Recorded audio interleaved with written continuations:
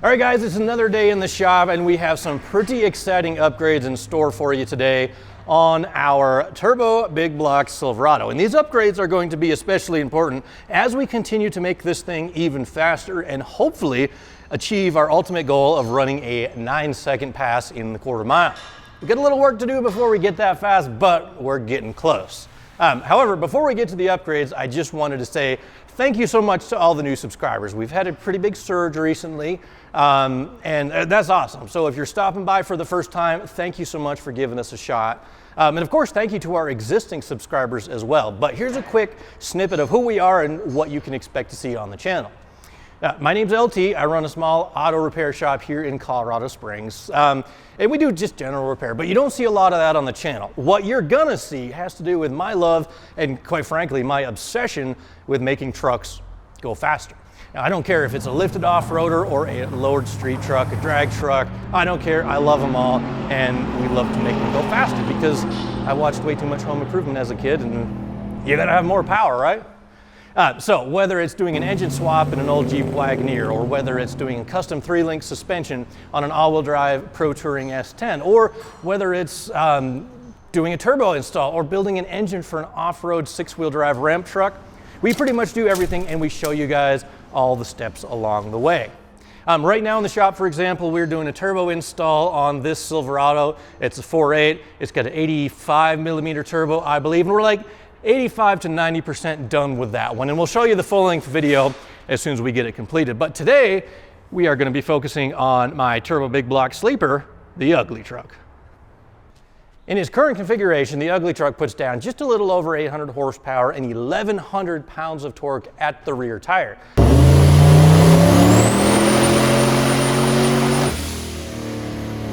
Although technically it does make it a little bit more than that because that was on like 18 pounds of boost and we've had it as high as like 20 or so. But it's ran a best quarter mile of 1092 at 125 miles an hour.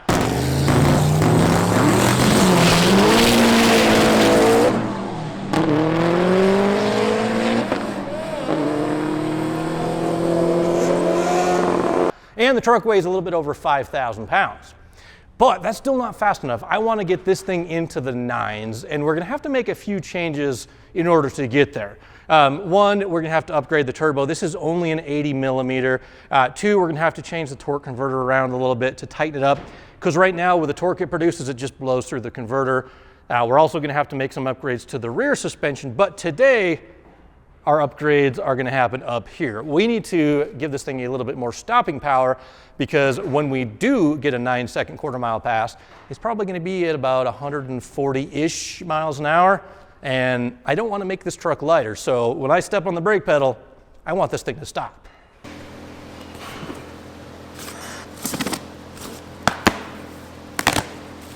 Now, I was really excited when I found out I was able to get my hands on these parts because this is a brand new brake upgrade kit from Baer. It just got released at the beginning of September, I believe, and it's called the Big Claw. And that's about the best adjective I could have come up with because, guys, this, check it out if I can line up the tape measure.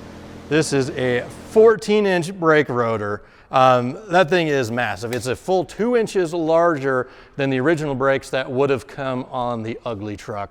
And surprisingly, for a 14-inch conversion, this is actually a very affordable way to increase the stopping power of your trucks because the kit is basically this right here. It comes with 2 new rotors and 2 brackets and a couple of bolts because it allows you to reuse your original calipers and pads if you choose.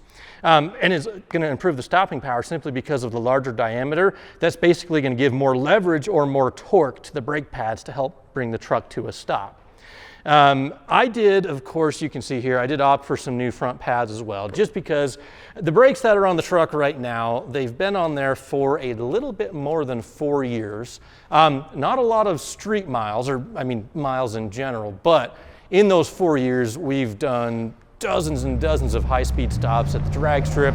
The truck's been on a road course a handful of times. I've taken it to the autocross a bunch, and then just general having fun. So the brake pads up there have probably seen better days, so I figured what the heck, if we're going to be increasing the stopping power, putting new rotors on the front, why not just do some pads at the same time?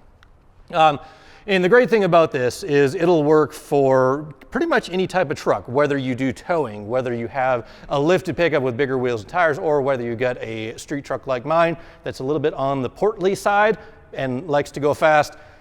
Everybody needs good brakes, because as fun as it is going fast, you gotta come to a stop. So let's get the front end of this thing torn apart. Let's put those new brakes where they belong.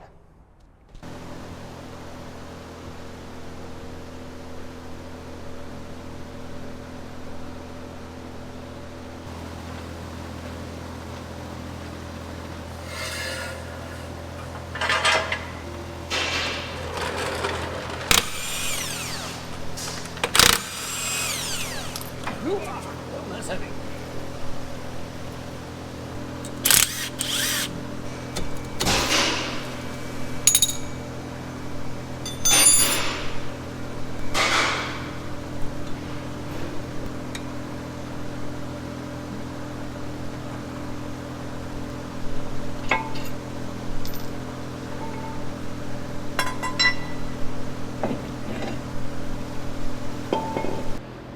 All right, so the teardown is complete, and this is literally the easiest brake upgrade that you're ever gonna do to your late model truck. So highly recommend it. However, for me though, there is one extra step that I need to take, and that is only because I forgot about an upgrade that I originally did when I built this truck a little over 4 years ago, back when we lived in Tennessee. So it's been a little while. I've slept since then, and I kind of spaced it, but here's some context just for comparison, I guess. Dom Silverado. This is wearing the original brakes that my truck would have had. 99 to 04s used a 12-inch front rotor. The caliper and caliper bracket and pads are specific to this whole combination. Like I said, that's what my truck originally had, and that's what I ordered the Big Claw upgrade kit for. That comes with a 14-inch rotor, but in order to install the Big Claw upgrade kit onto my 99 to 04 truck, I need to reinstall original brake calipers, because I had installed the 05 and newer calipers and rotors, which will not fit. The alternative would have been, which I'm kind of kicking myself just a little bit, but if I would have ordered the Big Claw kit for an 05 and up, those rotors are even bigger. Check it out. This is the part number. They have a 15-inch rotor, which would be even more massive, have even more stopping power. I mean, this is still going to stop amazing. But the only thing about the 15-inch rotor is you need to have a 19-inch minimum wheel, where the kit that I have, you can go down to an 18. And the reason why that's important is because, I mean, when Dom dropped off his Bogart drag pack for his Silverado, like every day I walk by those wheels and stare at them, I just can't help it. I'm really thinking I need to get a set for me. And because those are 18s, they will work with my Big Claw kit that I have right now, the 14-inch rotor. So that's really awesome, and like I said, I'm loving those wheels. So we'll continue on the installation. I have to change my calipers only because I have a non-original caliper on my truck. So just order the Big Claw kit that fits whatever caliper you have on your truck. And a little hack, if you want 15-inch brakes on your 99 to 04, all you gotta do is buy calipers for an 05 and up. The spindles are pretty much the same. So just for comparison, original 12-inch rotor versus the new 14. I mean, the difference is just incredible. And if we do the old backwards, like, it is just so big, it comes completely outside of where the original caliper sits. So, it's gonna be a huge braking improvement. Yeah, the only other modification we'll have to make is because we have these 2-inch drop spindles on here. There's just a teeny tiny bit of material I have to remove. You can see that black mark right there. That's just a little bit we got to clear it so the bracket can fit on, but not a big deal at all.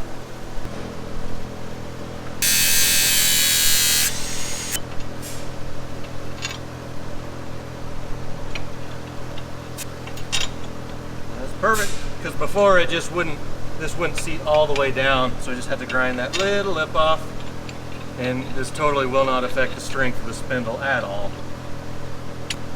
The instructions do say to install these with no washers, and I believe the torque spec is 110 foot-pounds.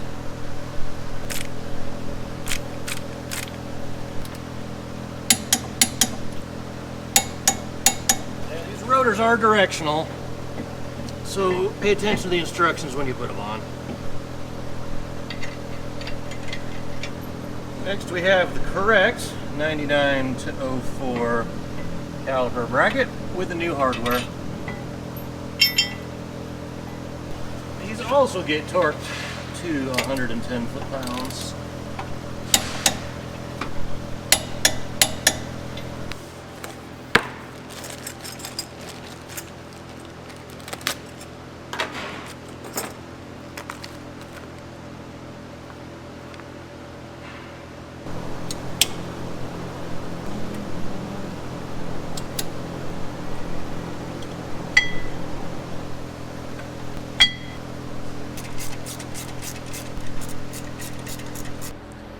Just a short while later, we have the passenger side all wrapped up.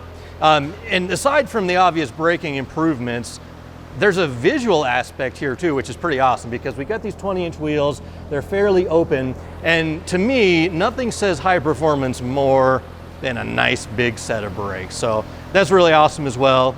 We'll just get the other side wrapped up, we'll get the brakes bled, and get the truck back on the ground.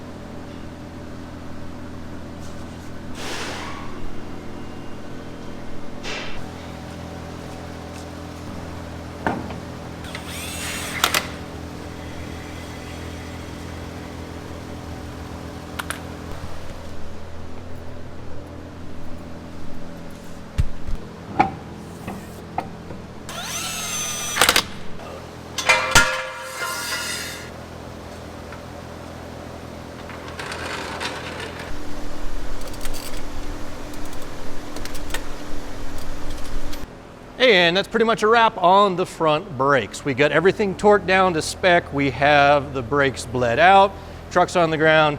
And I really gotta say, I'm digging how the 14-inch rotors look inside the wheels. Like, it fills them out nicely.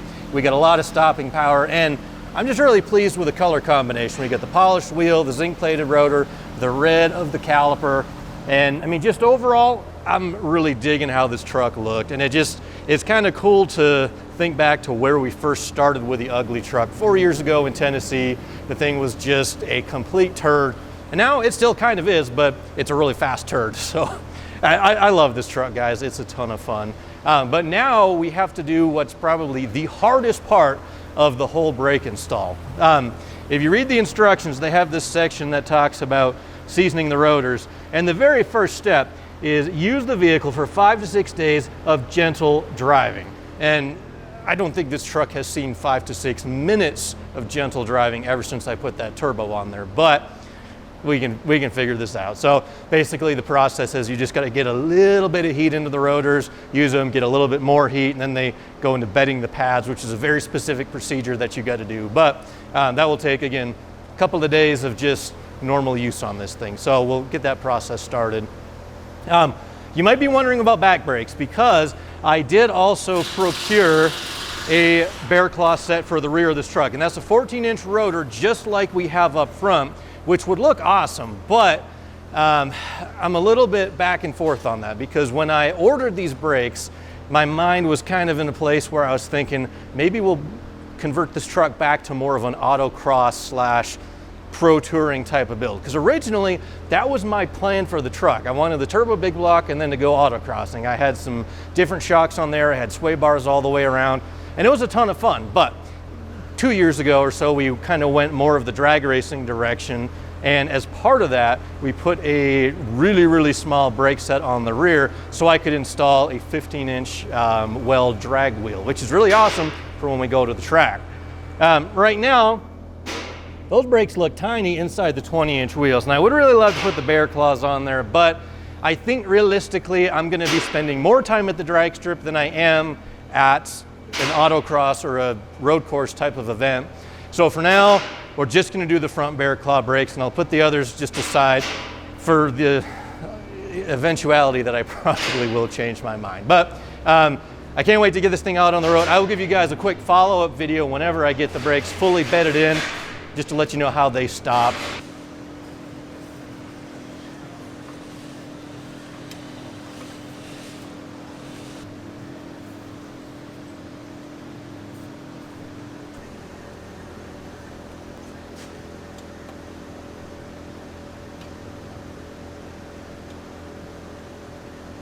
Now that is a proper fit up.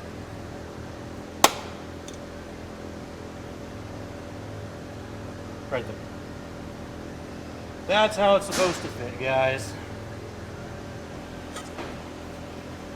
All right, so we're gonna trim that in just a hair, put a bead roll on that, then we'll put them both back in the truck, make a line, weld it together.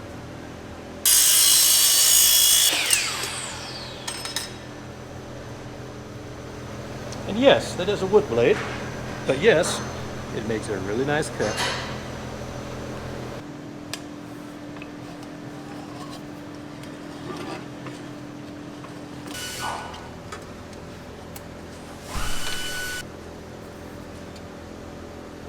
Need me to start something or hold something for you?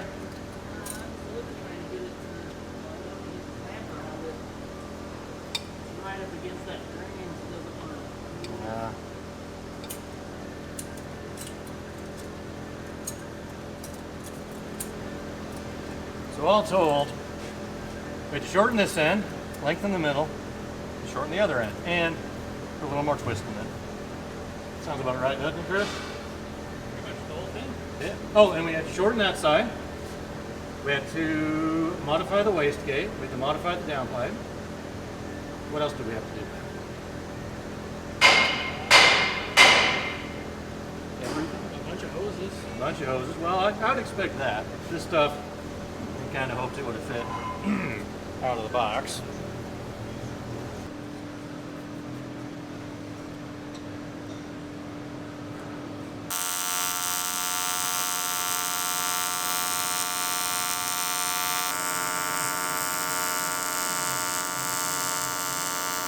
And this, ladies and gentlemen, is a charge pipe that actually fits. Oh, this is also really hot, so I shouldn't put it in right now. But just look at it. Alright, so this is the oil pan off of Dom's Silverado. We have it off because we need to add in a, not NPT, my brain's coming up short. And we need to add an AN drain port to it. So I'm going to drill, we'll weld it in, but you can't weld on dirty aluminum, so just going to wash it up. This is a fairly fresh build. There's a little bit of sludge in there, maybe just from the ring seat, and hopefully not anything too worrisome, but either way, we've got to clean it.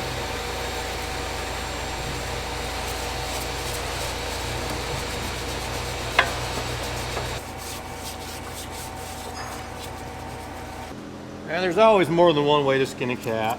I don't know why you'd want to skin a cat, but that's what they say. But when it comes to getting oil back in the engine after a turbo install, I only ever do welded AN fittings. You can drill these and tap them. Some people even do it while leaving the oil pan on the engine, but you drill through that, you get shavings in there, and you just got to deal with it. So I prefer to pull the pan off, drill a hole, and weld it in, and that's where the guy needs to go. So let's make a hole. And for what it's worth, the oil level on these pans is right about here. So as long as we return the oil above that level, we are good.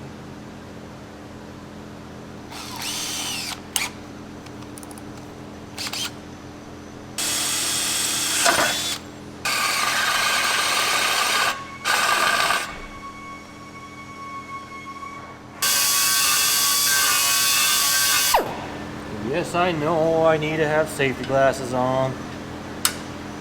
Bad habit.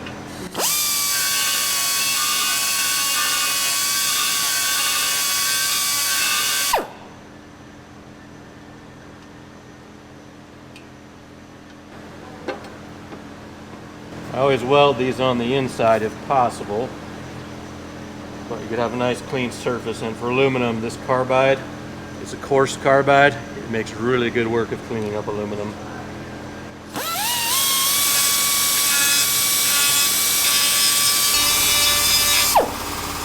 And because I just can't help myself, you know we're gonna deburr this whole pan. So let me get my safety glasses first.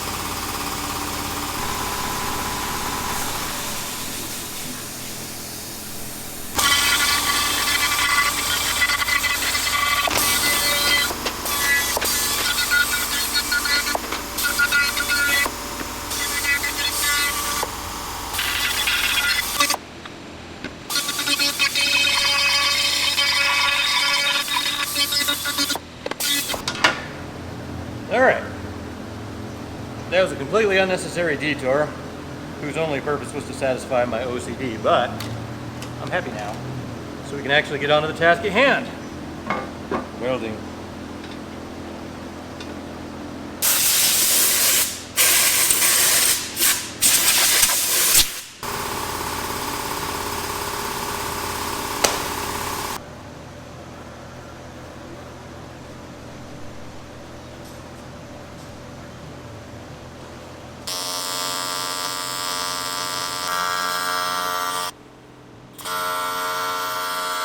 So another week has drawn to a close here at the shop, and we've made pretty good progress on both turbo trucks. As far as UglyTruck goes, I drove it home the other night, haven't really touched it since, but Scout's honor, I did drive cautiously or whatever the instructions said to do. I want to get the brakes broken in, and I'm really excited to try them out and see how much more stopping power that we have. So that's going to be awesome. And then on Dom's Turbo Silverado over here, we've got most of the major work done. There's always that little punch list of stuff that we got to finish up, but we did get the cold side fully, well, not fully installed, but it's in place. I just have to put the clamps on. That's like the last little bit. We got to get some sort of a filter on here. The charge pipe over here, same thing. It's all done. We got the IAT sensor in. We have the blow-off valve plumbed.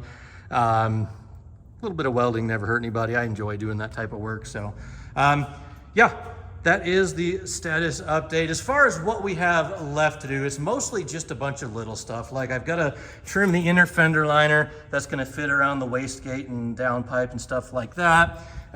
Just a final nut and bolt check. We got to fill it with oil. The oil pan is back on. The oil feed line is on. The oil drain line is on.